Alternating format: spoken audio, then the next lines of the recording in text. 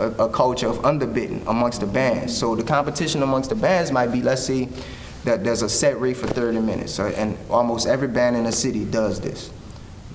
One day, a band might decide, you know what, we might be able to get more gigs if we charge $50 less. Okay, cool. Now you charging $50 less, getting a little more gigs. The next band think the same thing. We're gonna go $50 under them.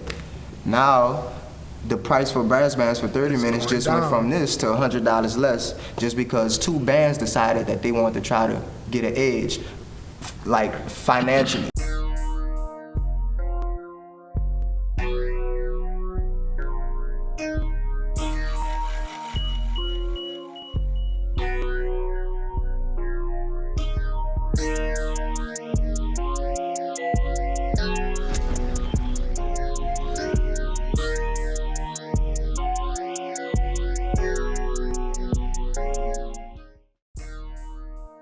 My name is Sharon Britton.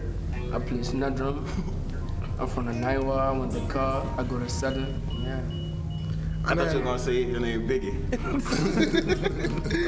I think y'all know that. I just knew you were gonna say my name Biggie. My name is Manuel Perkins. I'm out the Nightwall. I went to 35 with most of these guys up here. And I play sousaphone, aka the tuba. My name is Justice Smith, from the 7 Ward Hall here, you hear me? Also went to 3-5, with most of the members in the band. I play trumpet. My name is Terry Oss, played trombone in the band, went to 3-5 from the 9th Ward. Darren Rogers, St. Augustine High School graduate.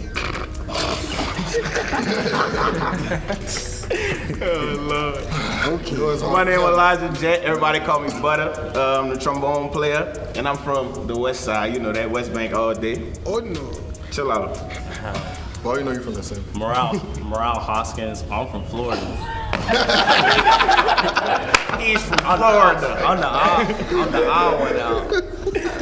We say the best for last. That's all it is. Like, Flo Rida, where you at? You wasn't expecting that, huh? My name is Morale. Everybody that went around straight from the end of the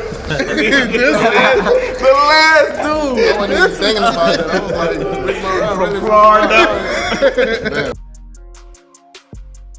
Want me to do that? Yeah, of course we want you to do that one, man. Okay, so as you heard, a lot of us went to McDonough 35, College Preparatory Senior High School. Yes, You yes, did. yes, yes, indeed. yeah. So, You know Raiders. and that's really where it all started, you know. We all played in a marching band there, and so that's where our first musical steps started, and then we heard about brass band, we all knew about brass band, so we decided, hey, how can we also make money, you know, using this new craft that we learned here at school. So we all got together, a few of the members that's not here right now, we still missing a few people, but we all got together, been playing, hitting gigs from that day on, pretty much. You know, it all started at that school. We started adding new members, replacing people, but the train kept moving pretty much.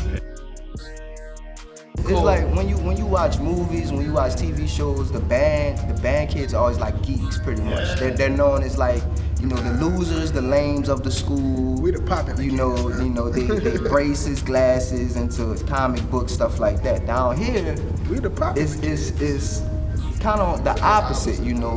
The band kids are the people with the personality. The band kids will be the class clown a lot of times. You know, the band kids will be those people that like really. Like the band will be what make your school popping down here. Like if you don't have our football team's not, you know, known for being these awesome football teams. You might have a few players here and there, but this ain't the Texas, you know. Sports, you know, we got it, but the band really goes hand in hand with that. And a lot of times down here, the football team, they really get hype off the band. Like they looking to have a good band. And once the band is good, you'll see the football team get better a lot of times. So that energy that that the band has at a high school or middle school, it's a lot different than anywhere else in the nation, really. Like it's really unique to New Orleans. Yeah. Like, you know, that Southern University right there in BR is not Southern University without New Orleans, you know. Yeah. So that speaks volumes of what it is. 3-5. Got a 35. I'm gonna let St. Augustine High School. I'm about to kill all that right here in the car. It's down to 35. Not to a league. Go ahead, get good. You wasn't even in history school. over when we there. was- Pride builds not history. discipline. Right. I'll tell you that now. 35. Pride builds Building Now, y'all back, we Right there. most of us graduated in the 2011, 2012 area. So back at that time, it was just like 4 bands that you really heard of. It was 3-5, Walker. St. Aug, and Easton. That was really the 4 schools that you really heard. But at I would that say time. the generation before us, all we would hear about would be Bell, Oh, Kennedy, Carver, Reed. and Reed. Yeah. You know, it would be a lot more schools. So Marshall was a big feeder school.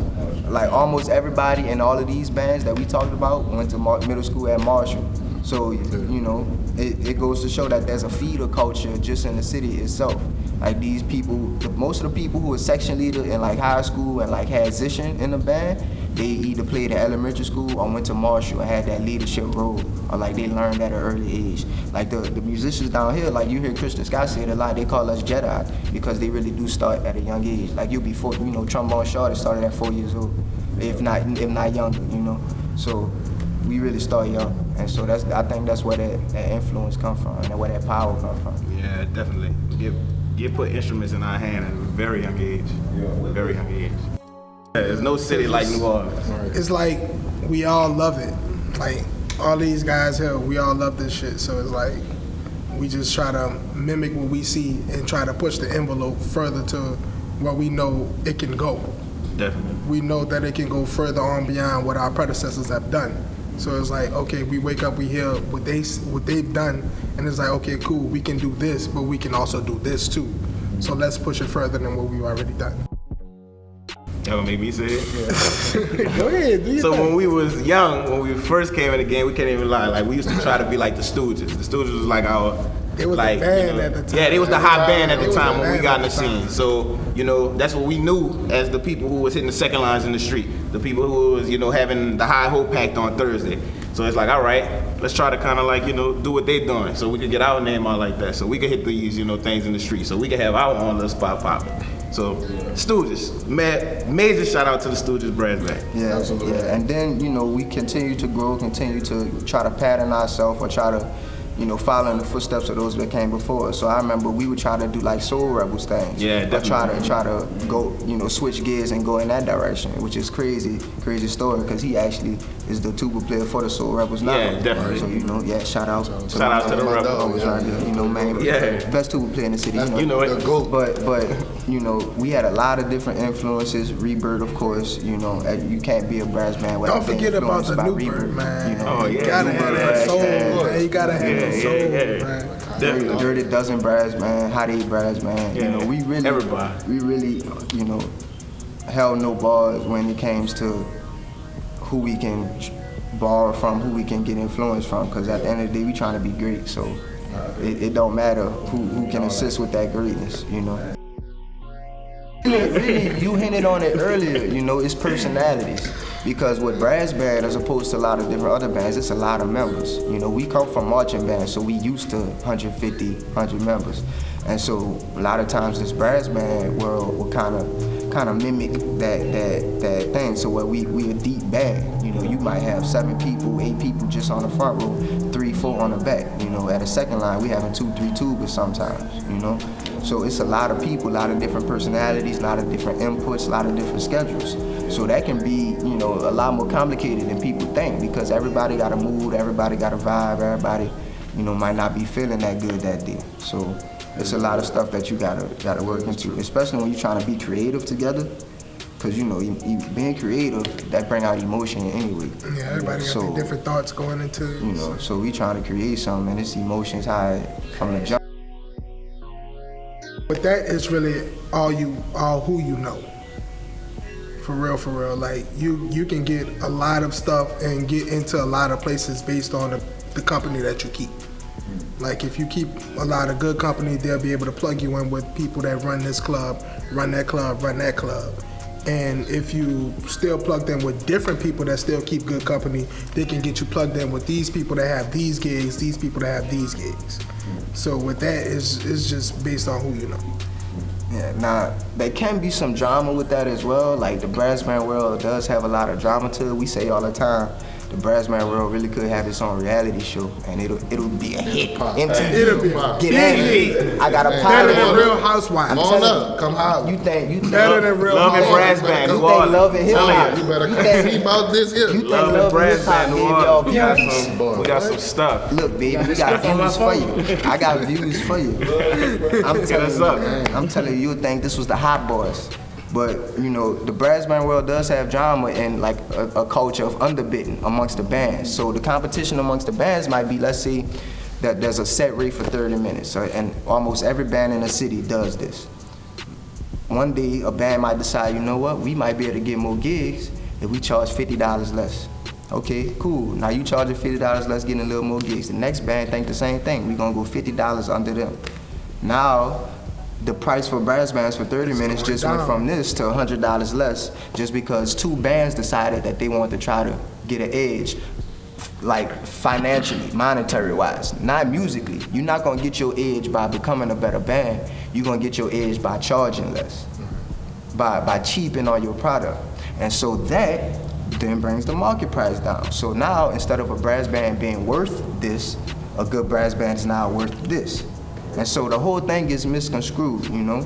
So now you got those bands that's not moving their price for anybody. Right.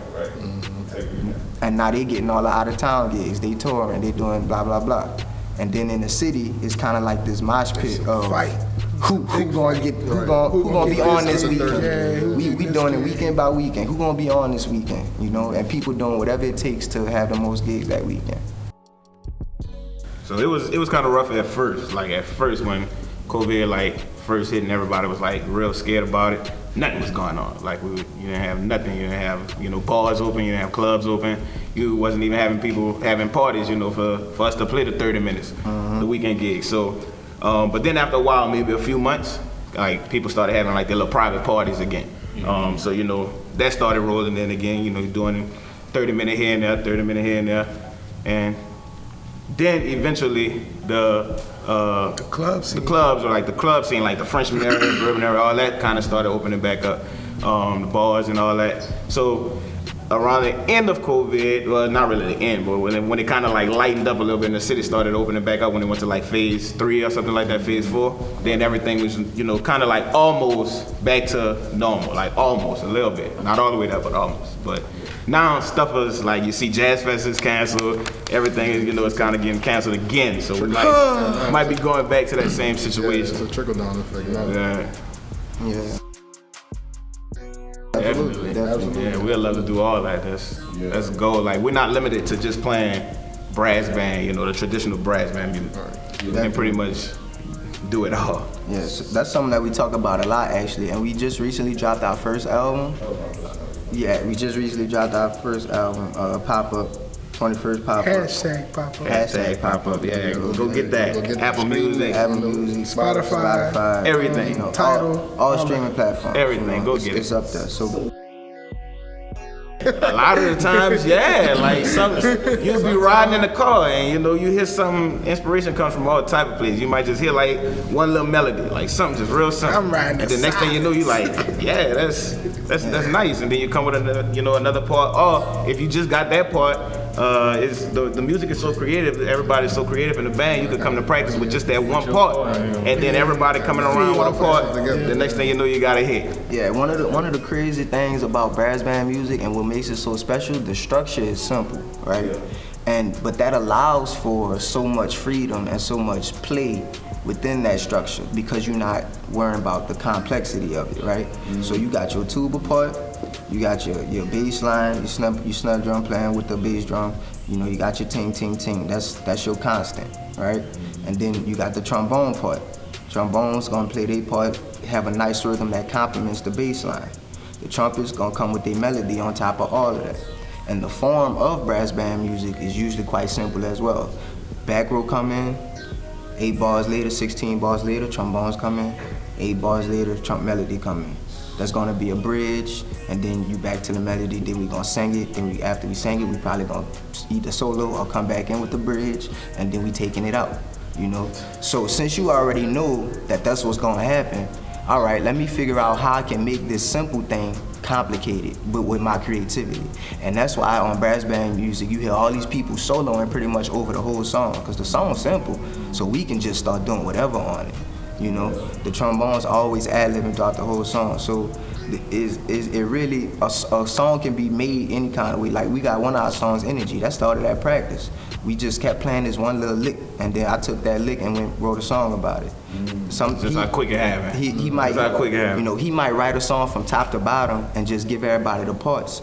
And then once it get at practice, he might want to add something. He might want to add this. He might like, you know, a beat that go on it. He might want to change the bass line. So you might have a song completely written out, but then once it get to the rest of the band, everybody start putting their little 2 cents in, everybody start adding to it, and then it transforms into something that you would have never, you know, came up with by yourself. Definitely. So it's a lot of different ways a song can come to be just because it's so simple. Like you already know what it calls for.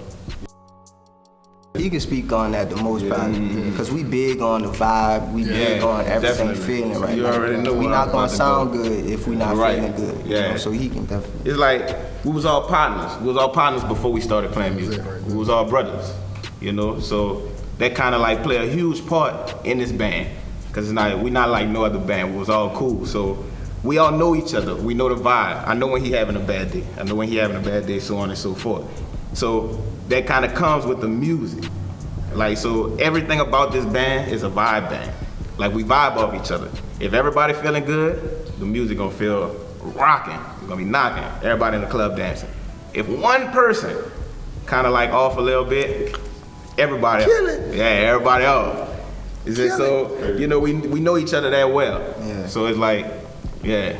And it's a gift and a curse because when we on, we on. Yeah. Knocking. But it take one little thing. One little person thing is like, oh to man, make come all that on, fall man. apart. Get out that phone, man. Come on, we got a job to do. Yeah. Oh, never. Keep that, going, man. Don't Keep never going. put the music It's a down. lifetime thing. Yeah, Lifetime music thing. is. It's ever evolving. It's ever Always. evolving. So just I could be having do the what you worst day ever, and I know we got a gig later. I'm looking forward to that because I know That's gonna change soon my as mood. I hit the first note, whatever I was thinking about, whatever was going on, it's gone. gone. It's done for them 30 minutes to an hour, however long we playing. I don't even remember it. That's just how was at phenomenal work. this is. I was at work. Got pissed off at work. Man, we got practice today. I can't wait to go to practice. Yeah, that's just how. If it ain't like that, it ain't right. It ain't right. And as far as I can remember, it's been like that because Been. coming from marching band, that's all it is almost. It's stress relief, you know. Yeah, especially taking out the One of the depression. reasons why New Orleans marching bands are so much louder, so much more powerful than everybody else, because we some ignorant motherfuckers on this shit. definitely. So, you know, you hear about New Orleans competing with Chicago for the murder capital every other year. Like we trading places, like it's a competition, you know. So that violence, this is almost the result of it, you know, because 7 Ward, 9 Ward, other than him, the West Bank, but he was always downtown anyway. Right. You know, most of us don't Watch come it. from well-off families, well-off neighborhoods. Any other marching band. chill out. Meet in the hood. So that really translates into this music being an outlet, you know? Like we really blowing a whole bunch of trauma, a whole bunch of stress, a whole bunch of all that. And then by the time we finish, after we march a parade, after we finish a game, like that's the best you done felt all week, Yeah. all day. Yep. Same now. So, After you finish a gig, you feel like relief, like you just feel it's working out or something. T, you got 10 Whatever I was mad at don't even matter no more. Like, Yeah, it's a release. yeah, whatever upset me don't even matter once that music starts.